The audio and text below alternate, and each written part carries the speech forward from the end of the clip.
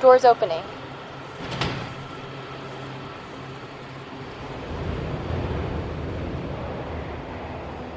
Hi, I'm Rob Puentes, Vice President and Director of Brookings Metro. I'm also the host of Metro Blueprint, a podcast from the Brookings Podcast Network. Every 2 weeks, a different Brookings Metro scholar and a guest will discuss ideas and action to create more prosperous, just, and resilient communities in America. Results are coming in regularly from New York City's congestion pricing plan. Launched in January 2025 and designed to reduce traffic by charging drivers a toll to enter the busiest parts of Manhattan, the early results are very promising. However, the plan faces ongoing issues with the Trump administration, which has pressured the state of New York to suspend the program. While this political battle unfolds, other American cities are watching closely and considering whether New York's congestion pricing plan could become a model for them. In this episode of Metro Blueprint, Adie Tomer, Senior Fellow at Brookings Metro, and Polly Trottenberg, former Deputy Secretary of the U.S. Department of Transportation in the Biden administration, and former Commissioner of New York City's Transportation Department, will discuss why the U.S. has struggled to crack the congestion code, why pricing roads we all use might be the breakthrough we need, and what it will take to make this politically possible in New York and beyond. You can learn more about this podcast on our website, brookings.edu/Metro Blueprint. And now, here's Adie and Polly.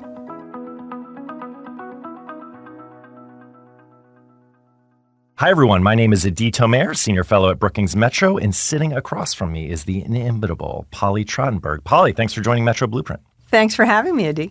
I'm really excited to talk about congestion pricing today. For those who may not know, congestion pricing is actually a pretty simple concept. We want to charge motorists a fee when they enter the busiest areas of a city.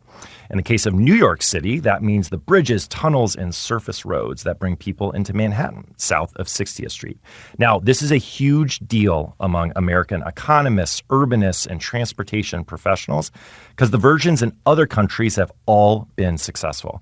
Now, with New York City over 4 months into its version, we're seeing the same experience here in the U.S. Some quick numbers before we pull you into the conversation here, Polly, to show the breadth and extent of what New York is benefiting from. There's about 2.3 million less vehicles driving into the zone. That's a 12% decrease. Travel speeds are up 7.5% during peak hours. That means less congestion. Buses are moving 3.2% faster, and on-time performance is up, which is really important for riders. The surrounding areas didn't get worse congestion either, which was a big concern, especially in the politics. And finally, transit ridership is up, including gains over 10% for some agencies. What does this all mean? $500 million on pace in this first year for, in particular, the MTA, who runs the buses and trains in many parts of the New York metropolitan area. So here's where I want to start, Polly, is rather than just how this congestion pricing system works, talk about the politics today, I actually want to start with something a little bit more visceral. One of your many hats that you've worn in this incredible career, and we've known each other for years, is actually leading New York City streets, leading New York City DOT. Tell us a little bit about not just the kind of idea of congestion. What is congestion like in New York? How much are motorists annoyed? What is it like trying to get parking? How much are the other boroughs trying to get into Manhattan? How often would you hear from them? The New Jersey commuters, what was it like running an agency like that? It's a great question. Before I jump into that, I want to add a few more benefits of congestion pricing. Air quality improving, noise down. People are noticing the streets are quieter, and they were worried, for example, that Broadway wouldn't be bustling. Broadway is seeing its best season ever. So even some more benefits to congestion pricing.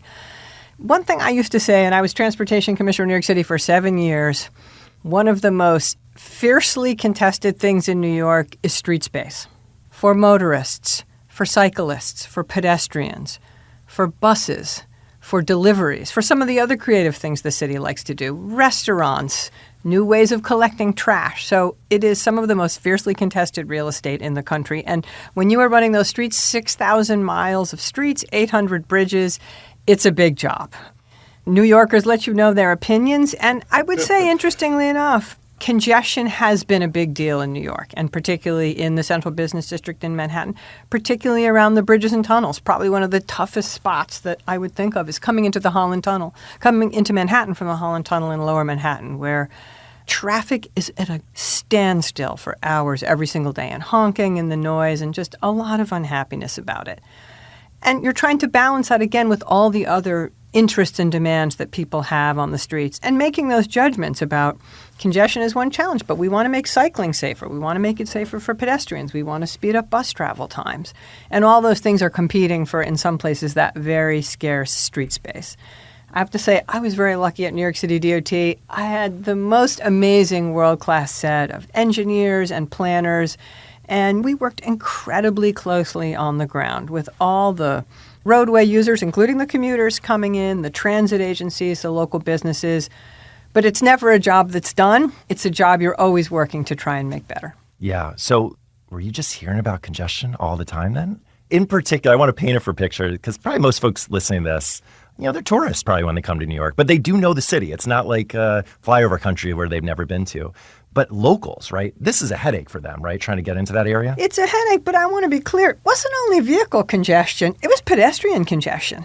And one of the great things that I started to do when I was commissioner, and the city has done more of that, is actually try and rebalance in some of those dense midtown areas, right around, for example, the theater district, actually expanding sidewalk space. Because as much as you were seeing vehicle traffic, you were also seeing pedestrian traffic. So you were trying to balance a lot of things on those roadways, and people have a lot of opinions. And I think there was a general feeling that the system needed some improvements. And I think that did lay the groundwork for some receptivity to a big, bold experiment like congestion pricing. Yeah. That's a great transition. What I want to kind of make sure folks know, this is not a new idea. This idea was effectively invented, if you will, in New York City, arguably, right, with William Vickery at Columbia University in the 1930s or 40s, or long enough ago that this idea has been on paper for a while, right?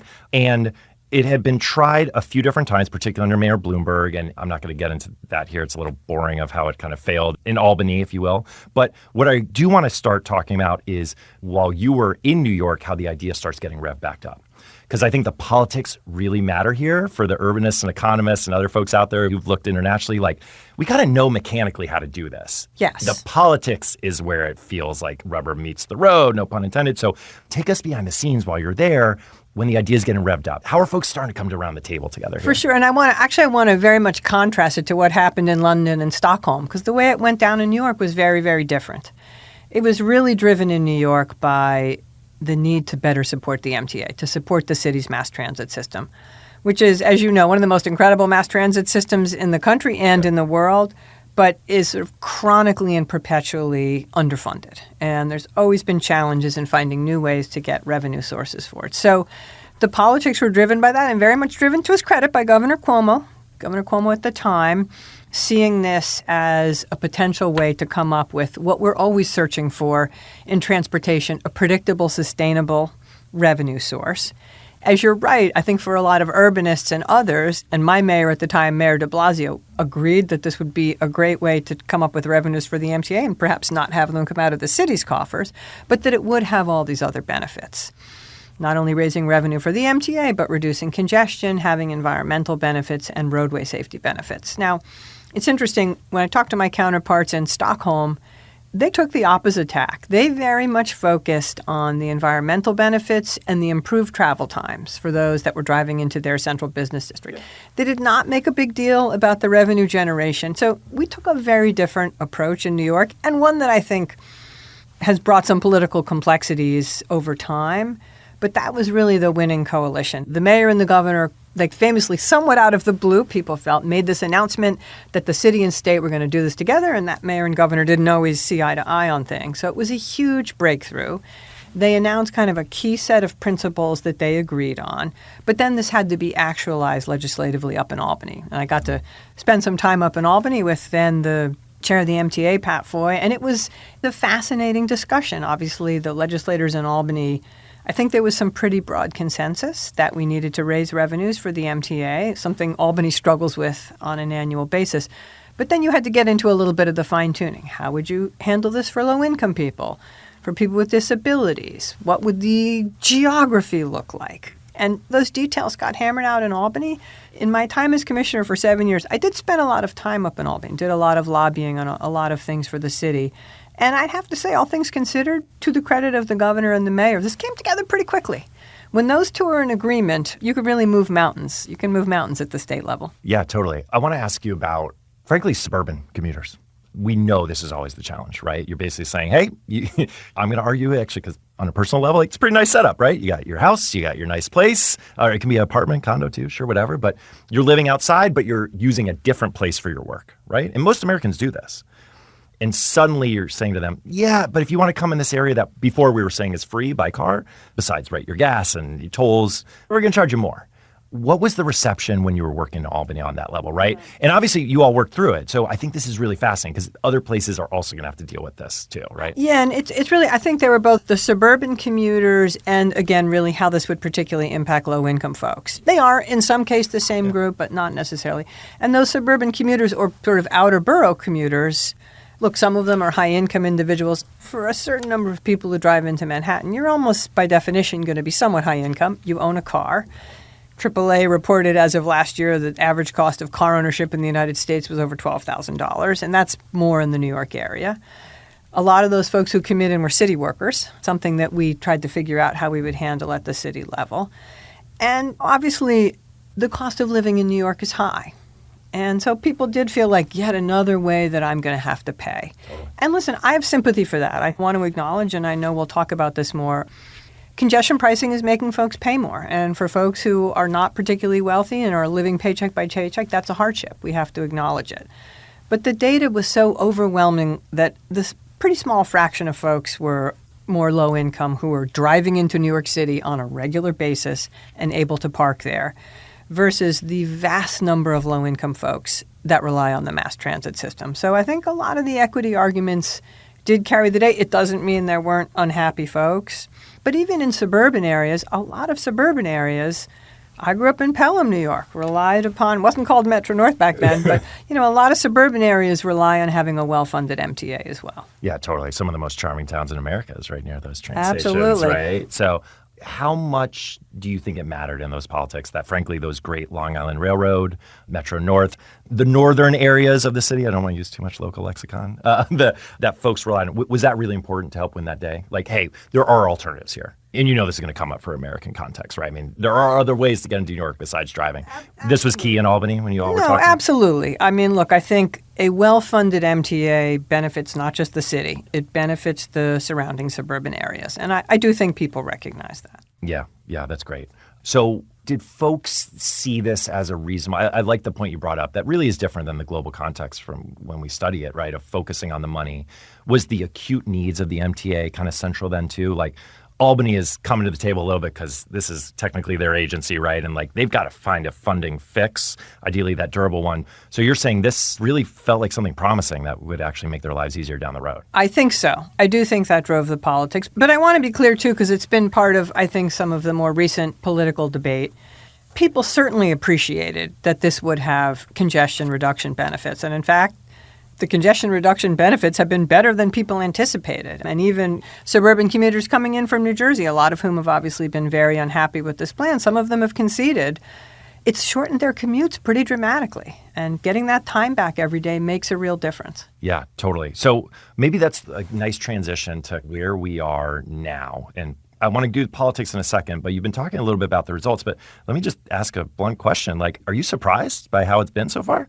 You talked about those extra benefits. Did you think it would perform this way? Is it better, the same than what your expectations were? I mean, it's definitely a little better than I expected. I mean, I'm very familiar with what happened in London and Stockholm, so I hope that New York would see similar benefits. Dollars to invest in mass transit, reduce congestion, better air quality, safer streets, all the things that I think we're seeing in New York. So it has certainly been, I don't know, say surprising, but pleasant to see that the results are kind of everything that folks had hoped for. And I think for all of us, I got to work on it in my time as commissioner and then my time at USD as deputy secretary. It's pretty gratifying to see, not just for me, but I think for so many people who worked on this for so many years, to see it realized. It's pretty exciting. Yeah, I think it's awesome. I really want to implore listeners to go look. It's worth a little search for it.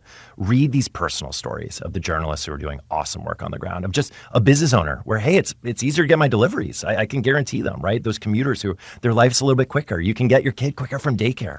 I mean, those personal stories matter. They do matter. And look, again, I want to underscore the point. It hasn't been good for everybody everywhere. And I think, by the way, this is just a larger issue that I think in transportation and infrastructure we're grappling with. A couple of books I've been interested in, Abundance by by Ezra Klein and Derek Thompson, and then Mark Dunkelman's book, Why Nothing Works.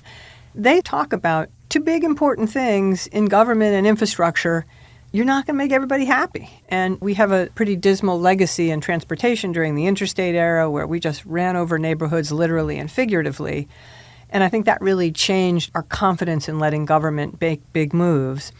But something like congestion pricing, it's a big move. You certainly want to minimize the impacts that cause people any harm. But to do something that big, you're not going to get an ability to mitigate all the impacts 100%. And that's something that's you have to grapple with when you're doing something big and bold. Yeah, this is why you do the hard work of actually reporting to people. We just get to write over here. Well, and to be fair, the elected officials do the hard work. They're the ones who really have to own some of these big, challenging projects. Yeah, and that's a perfect transition to something I want to ask you about. What made big news, and those in the New York metro area who are listening, they probably already know, but for the national audience, Governor Hochul, it's pretty easy to find the news on this, delayed the program's launch, which specifically meant it effectively switched from one federal administration to another, too. What were your reflections on that? Less as a Biden administration official, but honestly, as someone who's worked in this a long time, locally, federally, what did that delay mean? Did she play her cards right? And I'm not asking that in an electoral way, actually. Like, was this the right decision? Just so folks know, too, she pushed for a lowering of the fee, which ended up happening. So what were your reflections on it? Because it was really big news for those of us in the space who cover it. It was. And look, I'm not going to second guess Governor Hochul. I think one interesting thing, and those of us who work in infrastructure or public policy in general, one interesting thing, the folks from Sweden who did congestion pricing in Stockholm, they have kind of a wonderful presentation about how public opinion worked during that process and how, as they were getting closer to implementing congestion pricing in Stockholm, public opinion plummeted until right at the moment before they were about to implement it. And that's a tough moment for elected officials or transportation officials or city officials, you name it. After congestion pricing went in Stockholm and people saw the benefits, improved travel times, improved air quality, public opinion started to climb back up again very quickly. And in Stockholm, they actually had a requirement. It was a pilot project that they take it down, and the city had to vote on whether to keep it. And even after they took it down, people voted to put it back in. So I've done some tough projects in New York myself. 14th Street Busway was a big one where public opinion was pretty angry. And that's not easy. It's not easy for elected officials, not easy for transportation officials. So one lesson I've learned is you got to power through at those difficult moments. But sometimes that's easier said than done. The good news is the governor decided in the end she came around. It turns out, I think, the initial lower toll is generating a lot of revenue. It's still producing very big congestion benefits, and I think perhaps it's been a bit of a compromise. The tolls will eventually go up, I think, to where they were originally intended. So perhaps in that moment we found a solution which is proving more durable politically, and that's a good thing. Yeah, let me ask then, the Stockholm example is one folks love because mostly it's, hey, the public may not know exactly what it wants, and then they see it, and then you pull it away. There's a bunch of reasons folks love it. Some of that in some ways on the table here. So I want to kind of ask you a very New York specific question here.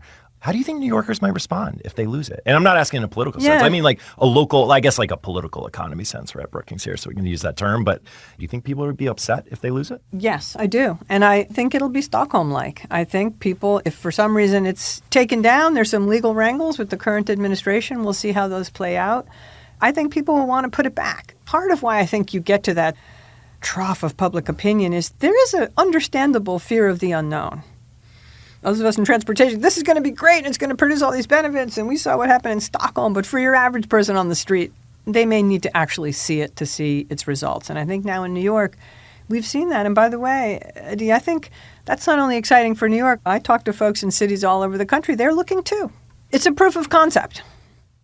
I feel strongly about this. So I'm really glad you took us here. I really am, because our seat at Brookings, I'm not trying to plug it. I'm saying we're watching New York, but there's amazing professionals working on this. There's, we're recording this in May. So just so folks know, there's a major legal battle happening between a mix of the state of New York, New Jersey, in some ways the city, and of course the current federal administration led by President Trump. And we're not actually going to weigh in on that. That's for the courts to decide. What I think is so interesting here is, can this be basically the idea virus? Americans love to wait to see someone else innovate first. We talk about it a lot, but no one wants to be the first mover.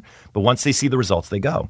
You talk to other city transportation officials, and you liaise with them at the federal level, right? Twice. How closely do you think they're watching this? I think they're watching very closely. The MTA isn't the only transit system that's chronically underfunded. I mean, WMATA in Washington is struggling. CTA, there's a lot of challenges in Chicago right now, not only with funding, but just with the whole governance model. I mean, there are transit systems all over the country. They've recovered in some part from COVID, but not entirely. And even before COVID, they had pretty perennial funding challenges. As a country, I will say this, we don't invest enough in our mass transit systems, and that's a perennial problem.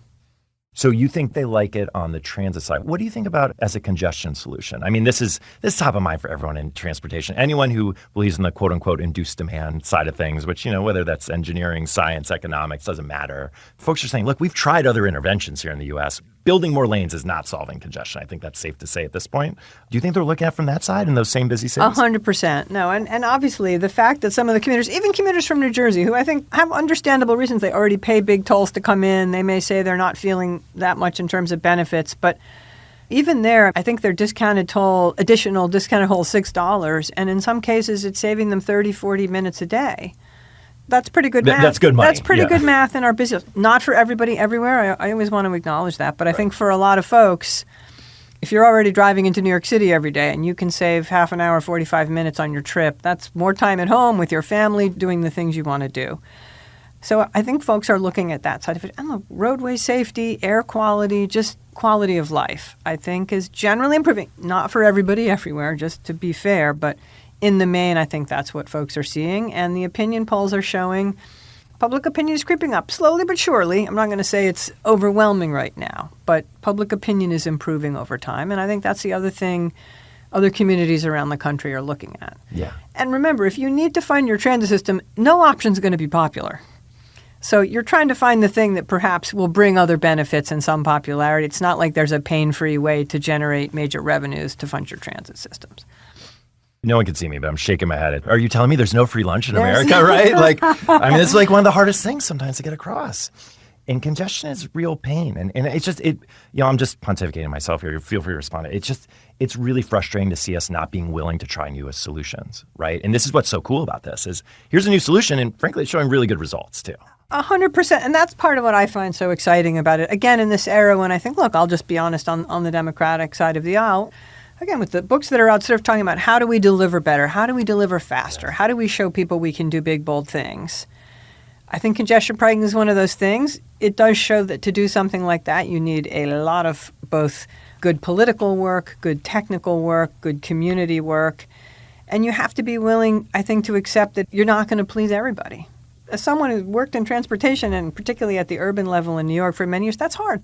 It's just hard to do. Yeah. But when you do something big, the results are big. By the way, just so everyone understands again what we're talking about, in 4 months, you're seeing results that just folks in transportation would be killing for over maybe even 4 years. So this is really dramatic impacts. Let me ask 2 last questions. The first one is, okay, what are the lessons? Let's imagine there's some urban and metropolitan mayors listening to this, right? Back to kind of where we started in some ways, what would be your advice for them? How do you make sure your coalitions are ready in advance? How do you get in front of some of the political communication elements, right, with the public and making sure they understand what the trade-offs here that you're bringing up? How do you set the table for a program like this to be successful somewhere else? Yeah, I mean, look, I think at least in transportation, and not just transportation, across a lot of public policy fields, bold leadership is a key ingredient.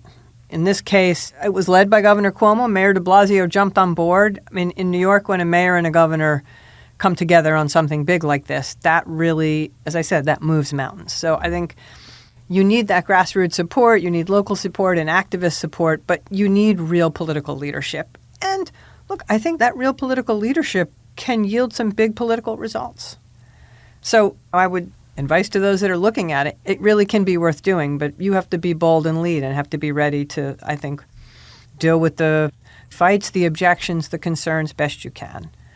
I do think the coalition of advocacy is very important. And in the case of congestion pricing in New York, transit advocates, roadway safety advocates, environmental advocates, and as you say, sort of urbanists and just people in transportation who followed this issue for a long time.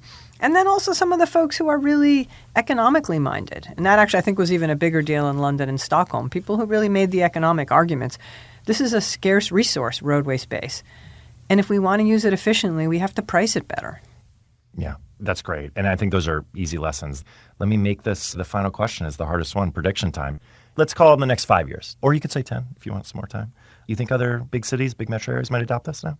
I do. I mean, look, clearly we have an administration right now that doesn't seem inclined to be supportive of congestion pricing, so I don't know if anything will happen in the next few years. But one thing I know in New York, this doesn't happen overnight. It took, as you mentioned, this started back with Mayor Bloomberg. It can take a long time, I think, for the politics to gel, because probably in most cases you're going to need to have your city politics and your state politics. So here's a good time to lay the groundwork. And certainly in New York, in addition to the politics, just the technical work that New York City DOT did with the MTA, doing all the analysis on the streets, finding the right equipment, how you're going to install the cameras, what the back office fare collection piece was going to be. So there's actually a lot of technical work that goes into this as well. And then the deep environmental work that the city and the state had to do together that was overseen basically by the Federal Highway Administration during the Biden administration. So there's a lot of work.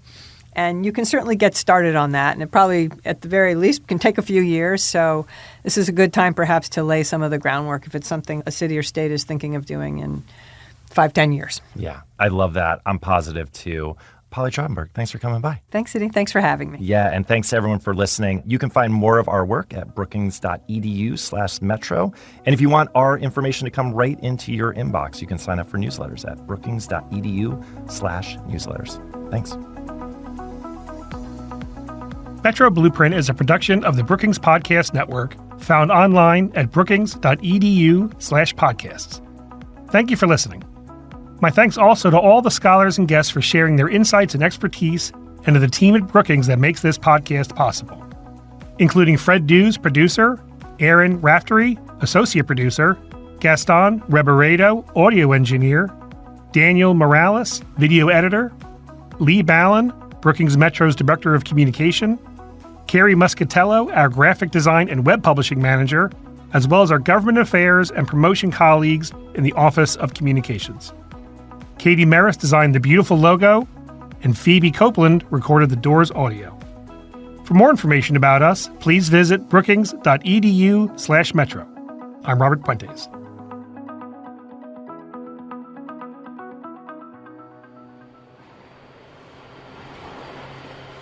Doors closing.